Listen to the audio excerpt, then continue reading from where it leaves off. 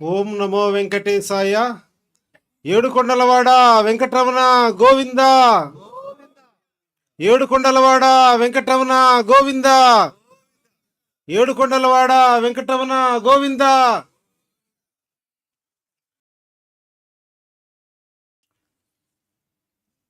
రమణమూర్తి గారి పైన దాడి, ఆ చెప్పుతో సంఘటన చూస్తూనే నాకు వాడిని చంపేయాలనేంత కోపం వచ్చింది. ఈరోజు ఇటు చెప్పుతో దాడి చేసే వాళ్లకు అందరికీ చెప్తున్నాం, నేను రాయలసీమ ఫ్యాక్షన్ కుటుంబం నుంచి వచ్చినండి. మాకు 10 మర్డర్లు జరిగితే చిన్న విషయం, 10 మర్డర్లు జరిగి రక్తం పారితే చిన్న విషయం, అది పెద్ద విషయం కాదు మాకు. అట్లాంటి కుటుంబం నుంచి వచ్చినండి నేను. ఇది రమణమూర్తిగా 60 సంవత్సరాల వయసున్న వ్యక్తిని దాడి చేస్తే చూడండి. ఈరోజు హిందువుల్లో పెద్ద పెద్ద వాళ్ళందరూ కదలి వచ్చారు. ఈరోజు ఇక్కడ 200 మంది ఉన్నారు, బయట ఉన్నారు. ఇదే పద్ధతిలో ముందు రంగరాజన్ గారి పైన కూడా దాడి జరిగింది. రమణమూర్తి గారి మీద దాడి జరిగితే ఎట్లా బాధపడ్డామో రంగరాజన్ గారి విషయంలో కూడా అట్లే బాధపడ్డాం. ఇది ఇంతటితో ఆగదు. దీని విషయంలో గనుక గట్టిగా సమాధానం చెప్పాల్సినటువంటి అవసరం కూడా ఉంది. ఒక అన్నమయ్య కళాక్షేత్ర పీఠాధిపతిగా నాకు 41 సంవత్సరాలు. నాకు వివాహం లేదు, వివాహం చేసుకోవాలని లేదు. జీవించడానికైనా సరే, మరణించడానికైనా సరే రమణమూర్తి గారు శాంతి సహించామని చెప్పాడు. ఇటువంటి వాళ్ళను సహించం. కశ్యప్ రెడ్డి లాంటి వాళ్ళను నడి వీధుల్లో చెప్పులతో కొడతాం. సమాధానం చెప్పుకు చెప్పే సమాధానం, హత్యకు హత్య సమాధానం ఎక్కడ వెనుగడేమని ఈ వేదిక సాక్షిగా చెప్తున్నాం. అవసరమైతే బాంబులు గట్టి దుంకి చావడానికైనా సిద్ధమే. మేము ఎక్కడా వెనుకడిగేయం. మీరేదో పెద్ద వీరు చిల్లర మాటలు మాట్లాడి మీరు హిందూ ద్రోహులు, హిందూ మతం పేరెత్తే అర్హత కూడా లేదు. నేను పిలిస్తే 100లాది మంది మనుషులు వస్తారు, దేనికైనా అంతుంది. ఈడ చేతగా గమ్ములు లేవు, శాంతిగా ఉన్నా. నేను 8 సంవత్సరాల నుంచి శాంతి సహనంగా నామస్మరణ ప్రచారం చేస్తున్నాం. ఇది సహించరాని విషయం. ఇది రమణమూర్తి గారి మీద జరిగిన దాడి కాదు, హిందూ ధర్మం మీద జరిగిన దాడి, మన భగవంతుని మీద జరిగినటువంటి దాడి. మేము ఈరోజు రమణమూర్తి గారి వాయిస్ ఇక్కడ కాదు, ప్రపంచవ్యాప్తంగా ఉన్న హిందువులకు తెలుస్తుంది. ఏం చేశారండి రమణమూర్తి గారు? హిందూస్ ఫర్ ప్లూరిటీ అండ్ ఈక్వాలిటీ అనే ఒక గొప్ప సిద్ధాంతాన్ని రచన చేశారు. ఒక్కొక్క ఆయన నా సాంప్రదాయం గొప్పది, నా సాంప్రదాయం గొప్పది, నా సాంప్రదాయం గొప్పది అంటే సాంప్రదాయాలు కొట్టుకుంటూ ఉంటే హిందూ మతం బతుకుతుందా?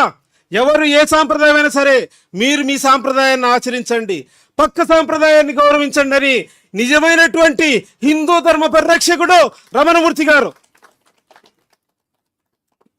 ఈరోజు సాయిబాబా భక్తుల పైన దాడి జరిగితే రమణమూర్తి గారు ముందుండి మాట్లాడాడు. సీతమ్మ తల్లి లాంటి బ్రహ్మకుమారిస్ పైన అపనిందలు వేశారు.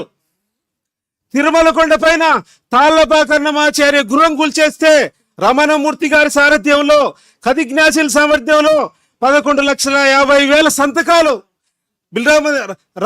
ఇక్కడ రంగరాజన్ టెంపుల్ దగ్గరే రంగరాజన్ గారు 2 లక్షల సంతకాలు. రాష్ట్రం అంతా ఒక 6 నెలల హోరాత్రులు కష్టపడి, ఆ వెంకటేశ్వర స్వామికి తెలుసు, అది అందరికీ తెలుసు, ఇక్కడ చూసిన వాళ్లకు 3 నెలల పాటు రథయాత్ర చేశాం. రమణమూర్తి గారు రాత్రి పగులు కరపత్రాలు చేసి దానికోసం ఎంత కృషి చేశారు నాకు తెలుసు. ఈరోజు కాసిరెడ్డి నాయన అక్కడ ఆశ్రమాలు కూల్చివేస్తున్నారంటే 50 మందిని రమణమూర్తి మన ఖదిజ్ఞాసి యోధుల్ని ఇప్పించి అక్కడికి మేము వెళ్ళి అక్కడ పోరాటం చేసే అక్కడ ఆగిపోయాయి. అంతేకాకుండా హిందూ దేవాలయాలు అనేకం కూలిపోతుంటే, ఎక్కడ జరుగుతుంటే అక్కడికి వెళ్ళి మాట్లాడటం జరిగింది. అంతేకాకుండా కోట్లాది గోవులు సంవత్సరంలో చనిపోతుంటే హిందూ ముస్లిం క్రైస్తవులు కలిపి గోవును జాతీయ జంతువుగా ప్రకటించి గో హత్య జరగకూడదని రమణమూర్తి గారు కృషి చేశారు. విద్వేషము, అసమానత్వం వ్యతిరేకించే హిందూ సమ్మేళనం ఏర్పరిచి రంగరాజన్ గారు ముఖ్య వక్తగా దానికి వచ్చి ఆ రోజు 22 సమావేశాలు భిన్న సాంప్రదాయాలు కలిసి ఉండాలని నిజమైన హిందూ మత ఉన్నతాన్ని రమణమూర్తి గారు తెలియజేశారు. అంతేకాకుండా చిన్నజీయర్ స్వామి ఆశ్రమంలో హైందవ భక్త కళా సమ్మేళనం అని పెట్టి భిన్న సాంప్రదాయాలంతా ఒకటే, మనం కలిసి ఉండాలని అద్వైత విశిష్టాద్వైత సాయి భక్తులు అందరినీ ఒక వేదిక మీదకి తెచ్చిన రమణమూర్తి గారు మహానుభావుడు.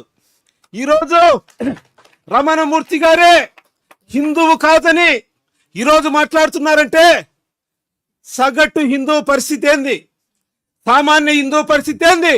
ఈరోజు దేశంలో రమణమూర్తి గారు ఒక్కరి మీదే కాదు, ఈ విద్వేష మూకలు వీళ్ళ రాజకీయ కుట్రలను హిందూ మతాన్ని వాడుకోవడాన్ని, హిందూ మతాన్ని తప్పు, రామ మందిరంలో డబ్బులు పోయినాయంటే వీళ్ళందరూ హిందువులు కాదని, హిందూ ద్రోహులని, హిందూ మతాన్ని వీళ్ళ ఛత్రాధిపత్యం కోసం వీళ్ళ ఆధిపత్యం కృషి చేసేదాన్ని ఎదుర్కొంటాం, పోరాడతాం. ఈ పోరాటంలో జీవించడానికైనా మరణించడానికైనా మేము సిద్ధమని ఈ వేదిక సాక్షిగా మేము తెలియజేస్తున్నాం.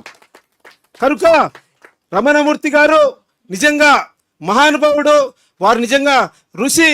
కనుక ఇటువంటి విద్వేషపు అలవాటు లేకుండా రమణమూర్తి గారి గొంతు ఇక్కడ కాదు, యావత్ ప్రపంచవ్యాప్తంగా ఈరోజు నేటి వర్తమాన కాల పరిస్థితుల్లో హిందూ ధర్మాన్ని ఒక అవతార పురుషుడు రమణమూర్తి గారు, నిజమైన హిందూ ధర్మ రక్షకుడు రమణమూర్తి గారు చెప్పిందే భారతదేశంలో హిందూ ధర్మాన్ని కాపాడుతుంది. ఈ విద్వేషం ముగ్గురిని కాపాడాలని తెలియజేసిన తర్వాత నా ప్రసంగాన్ని ముగిస్తున్నాను. పూజ్యులు అన్నయ్య దరూరి నరసింహాచార్యులు గారు.